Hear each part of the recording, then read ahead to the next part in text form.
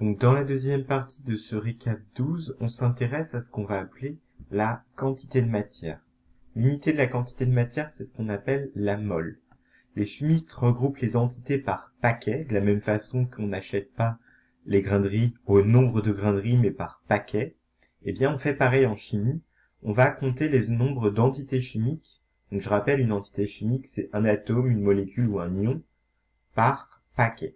Et en chimie, on va faire des paquets de 6,02 fois 10 puissance 23 entités, donc atomes, ions ou molécules. Donc des paquets de cette quantité-là d'entités. Cette quantité-là, on appelle ça le nombre d'Avogadro. Je vous avais donné ce terme durant le TP. Donc, nombre d'Avogadro, 6,02 fois 10 puissance 23. Et une mole de symbole MOL, ça correspond à 6,02 fois 10 puissance 23 entités. C'est-à-dire que si on a 2 moles, eh bien, on aura par exemple 2 moles de carbone. Ça veut dire qu'on aura 2 fois 6,02 fois 10 puissance 23 atomes de carbone. Donc ça veut dire qu'on en aura 12,04 fois 10 puissance 23. Voilà. Donc cette définition, elle peut paraître un petit peu abstraite, mais il va falloir voir avec des exercices et des exemples pour bien la comprendre. Donc 2. Quantité de matière et nombre d'entités. La quantité de matière représente le nombre de moles dans un échantillon. La quantité de matière N d'un échantillon et le nombre grand N d'entités chimiques sont liés par la relation de proportionnalité suivante. Donc, le nombre d'entités, c'est égal à 6,02 fois 10 puissance 23 fois la quantité de matière. Qu'est-ce que ça veut dire? Eh bien, si on veut savoir combien il y a d'entités, donc combien il y a d'atomes dans un échantillon, eh bien il faut multiplier le nombre d'Avogadro, donc le nombre d'éléments qu'il y a dans un paquet, par n, la quantité de matière qui correspond au nombre de paquets. Ou encore, si on veut avoir le nombre de moles, eh bien on divise le nombre total d'entités chimiques, par exemple le nombre total d'atomes, par le nombre d'entités qu'il y a dans un paquet. Et on a dit qu'un paquet, ça faisait 6,02 fois 10 puissance 23. Donc, la quantité de matière N, c'est le nombre d'entités divisé par le nombre d'entités dans un paquet. Cette formule est très similaire à celle que nous avons exprimée ici.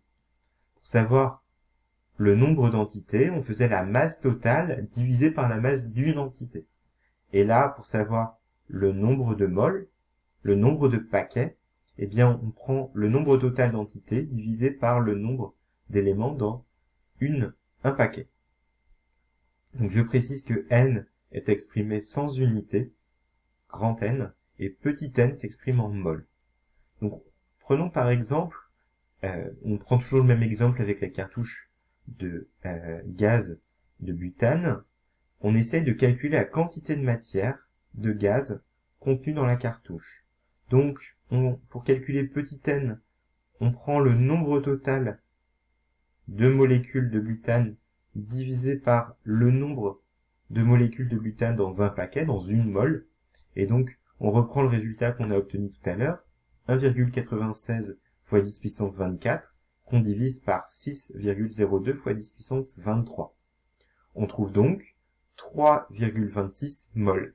C'est-à-dire qu'il y a 3,26 paquets de 6,02 fois 10 puissance 23 molécules de butane dans une cartouche. Alors cette notion, elle peut paraître abstraite au début et lorsqu'on est élève, on met du temps à bien l'assimiler.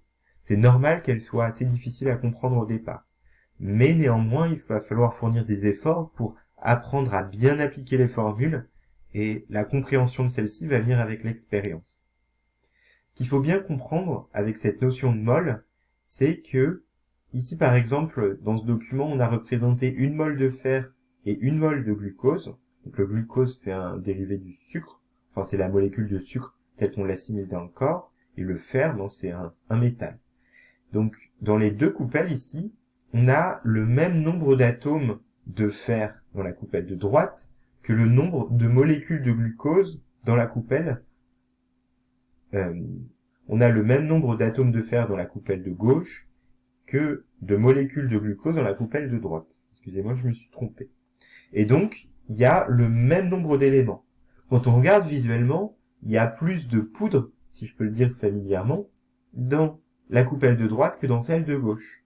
Parce que un atome de fer, c'est plus petit qu'une molécule de glucose. Donc, si on a la même quantité, c'est normal que visuellement elle soit plus petite, cette quantité, pour les atomes de fer que pour les molécules de glucose. Je vous remercie de votre attention.